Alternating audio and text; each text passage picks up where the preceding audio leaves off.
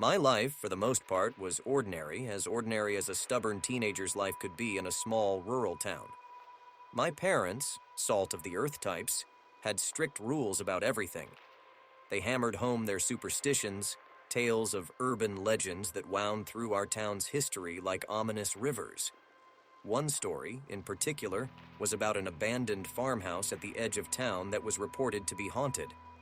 Fed up with their oppressive rules, one night, I decided to rebel. Bundled up against the cold night air, I met my friends, huddling together at our usual meeting spot beneath the knotty oak tree, half hidden by shadows.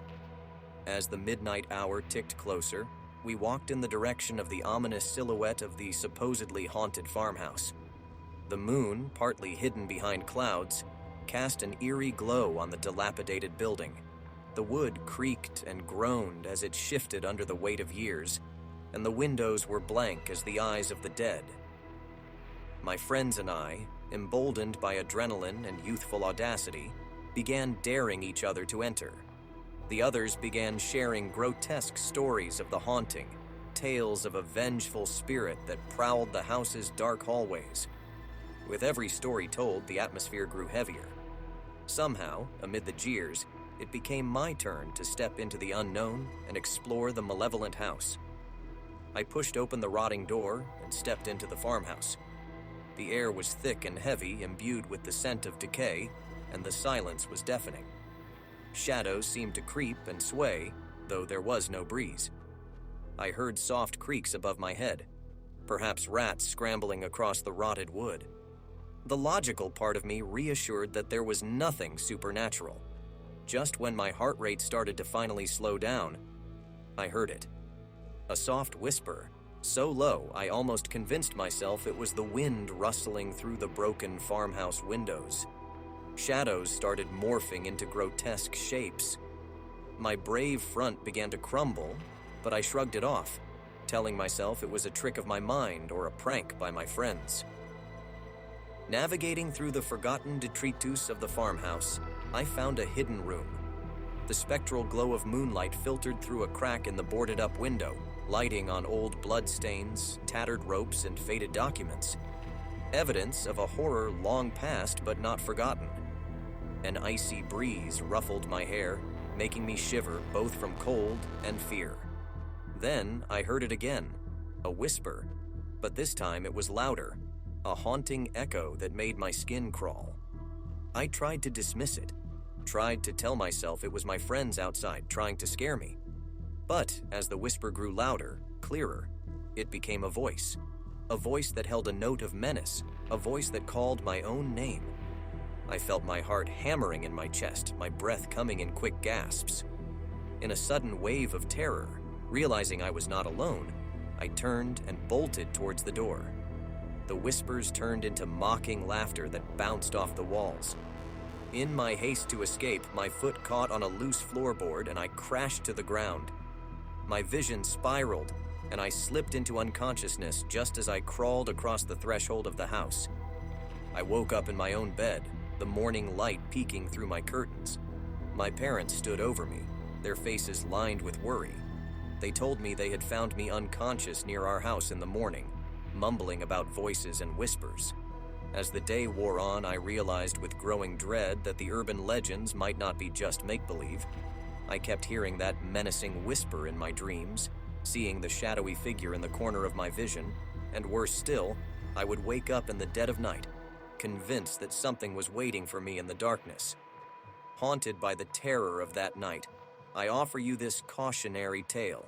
Listen to your elders, respect their wisdom and their superstitions. Beware the whispers in the dark and never ever sneak out in the night.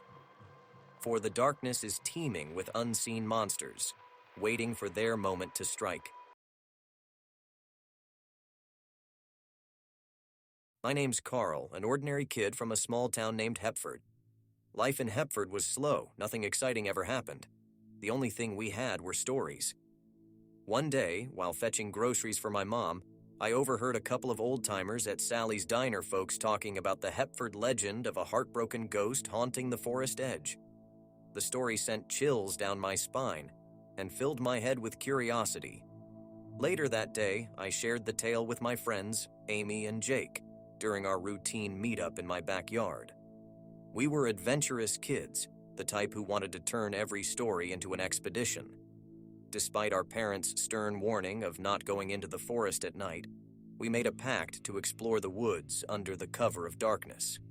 We spent the evening in my room discussing our plan, trying to suppress the fear that was steadily creeping into our hearts. That night, as our parents drifted off to sleep, the moon shone brightly in the sky, casting an eerie glow over our small town. We gathered our flashlights, a compass, and plucked up our courage before sneaking out of our homes. Together in the cold, pale moonlight, we started our journey to the haunted forest. Fear pounded in our chests, but curiosity propelled us forward. The forest seemed more alive at night, filled with strange nocturnal noises. The rustling leaves set us on edge, and every snap of a twig seemed amplified under the moonlight. We couldn't shake off a feeling of being watched, as if something was lurking in the shadows, just out of our sight. As we ventured deeper, we were startled by the eerie whispering sounds around us, vague sightings of fleeting shadows darting between the trees. A cold wind blew, creating an atmosphere of unseen dread. Suddenly, our flashlight beams fell upon a derelict cabin embedded in the heart of the forest, swallowed up by its ancient trees. We entered the cabin, our flashlights revealing dusty surfaces and decrepit furniture. To our surprise, we discovered a collection of old photographs and artifacts of a woman whom we instantly recognized from the urban legend descriptions. Our hearts pounded in our chests as the aura of the cabin went from dusty to ghostly. Suddenly, I spotted a ghostly figure outside the window, staring at us with piping eyes. It disappeared as soon as our light beams touched it, leaving us in terror-induced paralysis. We remembered a local saying that anyone who sees the ghost under a full moon is cursed. Panic filled our hearts as fear's vice-like grip tightened around our throats. But we weren't ready to give up. We researched frantically about the local folklore, trying to find a way to break the curse. Our research led us to the elderly people in the town, who suggested a ritual that involved returning the items we found in the cabin and reaching out to the spirit in peace. We trekked back to the cabin, placing the items back and performing the ritual under the silvery moonlight. When the ghost appeared again, we offered our profound apologies, pleading with her to lift the curse. For a moment, her sorrowful gaze met ours, and then she vanished into the night. Strained and drained, we made our way back home as dawn broke over Hepford. We sneaked back into our houses, believing we had escaped the curse. Relief fluted our faces green. We later spent days trying to understand and respect more about Hepford myths. Although we thought we were safe, a subtle chill up my spine as I walked near the forest one day hinted subtly that maybe the curse was not entirely lifted. The small town of Larksfield is a dot on the world's map, quietly nestled between the thick covers of virgin forests and craggy mountains. Its quaint, picture-book houses, well-manicured gardens, and amiable smiles portray an idyllic life rooted in tradition and a conservative set of values. Having a curfew rule, the town pulled down its shutters promptly at 10 each night. The deep hush of the night left my teenage mind maddened by the monotony and silence. I yearned for something to break the dreary routine. In spite of the curfew, or perhaps due to it, my rebellious spirit urged me out of my house and into the silent streets, shrouded with silver moonlight. There was an art of sneaking out in the dead of night, a thrill of breaking a rule. I'd silence my footfall, dodging the sleeping houses, the snoozing barking dogs and park benches, drinking in the silence and loving the adrenaline. A stone's throw away from my house was an ominous stretch of forest, hanging its dark, thick canopy over the town. The elders often told chilling tales of the haunted forest and strictly prohibited our entry. My young heart, full of reckless curiosity and the hunger for adventure, was undaunted by the cautionary tales. Thus, one night, egged on by mere teenage bravado, I found myself on the edge of the forest. The towering trees swallowed up the pale moonlight, leaving only shadows to play tricks on my imagination. An eerie stillness hung heavily around the woods. The only sound was my own breathing, now labored with fear and anticipation. Deep within the haunting forest, I stumbled upon an old, weather-beaten cabin. There was a strange allure to its dilapidated walls and caved-in roof. My adrenaline teemed with curiosity, and impulsively, I decided to inspect the cabin further. Inside, age-worn planks groaned under my weight, echoing through the eerily silent space. The decaying walls held inscrutable symbols that seemed to be etched hastily amid intermittent scratch marks. The room was stripped bare of anything else but mystery, painting a macabre picture that sent shivers running down my spine. Under the dim moonlight peeping through the broken roof, the cabin took on an even more sinister appearance. As I fought to decipher the cryptic scrawls, whispers swirled around in the air, brushing past my ears, making my hair stand on end. There was an uncanny chill in the shadowy interior.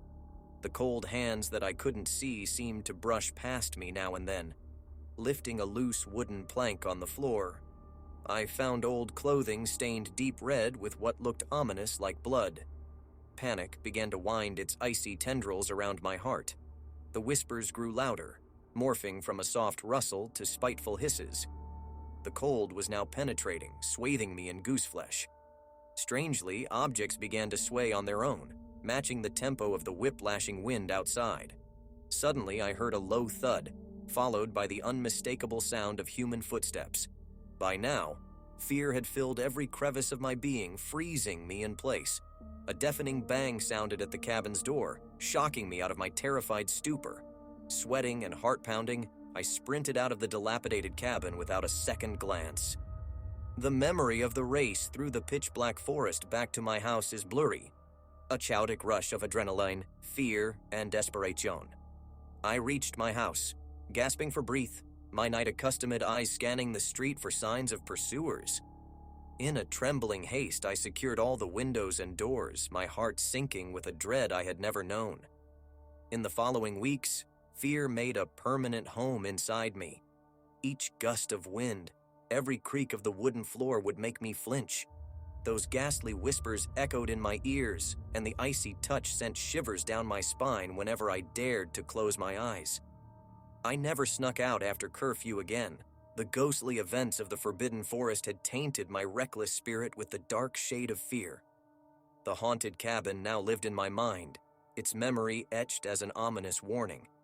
Sometimes, under the silver moonlight, as my town slept in an oblivious lull, I would look towards the forest from my window, wondering what malignant entity lived within its shadows. A terrifying seed of thought often made me shudder. Had I really escaped that night? Or had I unknowingly brought back the haunting presence from the Forbidden Forest to my home?